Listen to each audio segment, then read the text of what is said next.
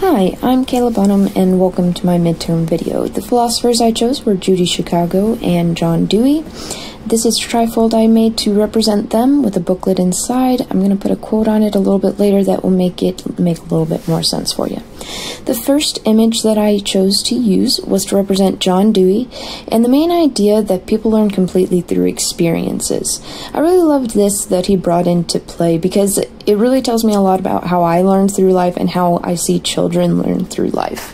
So he states, give the pupil something to do, not something to learn, and the doing is of such a nature as to demand thinking. Learning naturally results.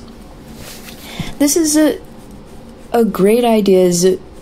We see this in our classrooms whenever we have students mixing colors with watercolors. I love hearing them look at each other and say, hey, look at the color I made, or hey, look at this, or oh wow, how did you make that color? Listening to them really shows us that they're learning a lot more through their experience of the hands-on rather than listening to us tell them, oh, red and yellow make orange. I've definitely witnessed this many times.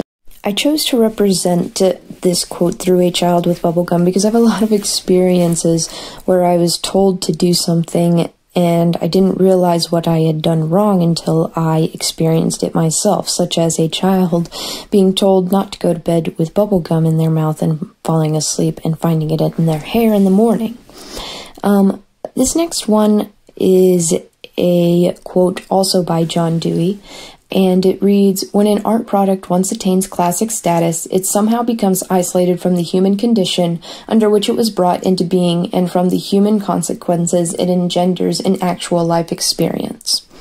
Here I have hands reaching up and a stop sign that you'll see appear afterwards in the middle of that is cutting those hands off from a creative experience and creative ideas and the original ways that humans were actually learning to come about. It was actual life. They did it through experience and they did it through creativity. They did it through want for a new and better ways of life. And John Dewey is asking, why are we taking this away from our students? Why are we not asking them to be just as creative and thoughtful in their processes and ideas? Why are we putting it directly in front of them and asking them to understand just through books and literature?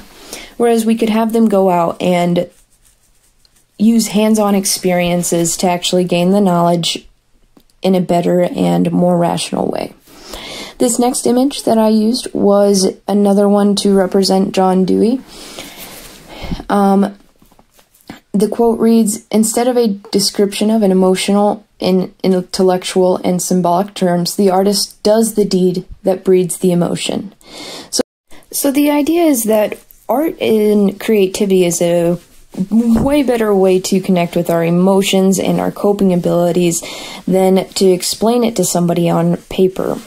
This is really represented well in rooms that I observed in emotionally disturbed students, is you see images all over the wall of different, there's some of just flowers, there's some of their favorite cartoon characters, there's some people mad, there's angry, happy faces, all different pictures and artwork in order for these students to express themselves.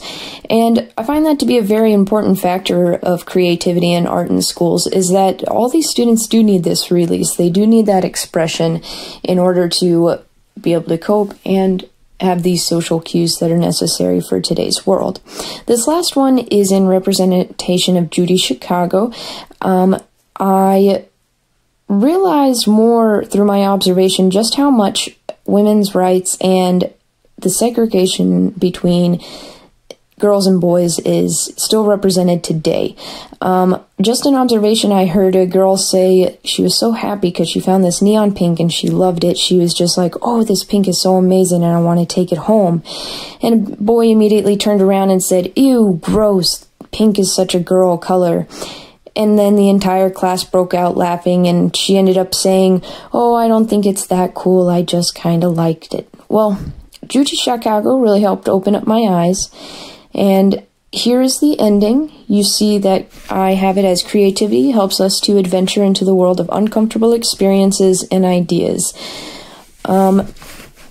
So I hope that you can see that creativity through Judy Chicago and John Duty is all up to experiences being open and new ideas being represented through the everyday artwork that we can provide for our students.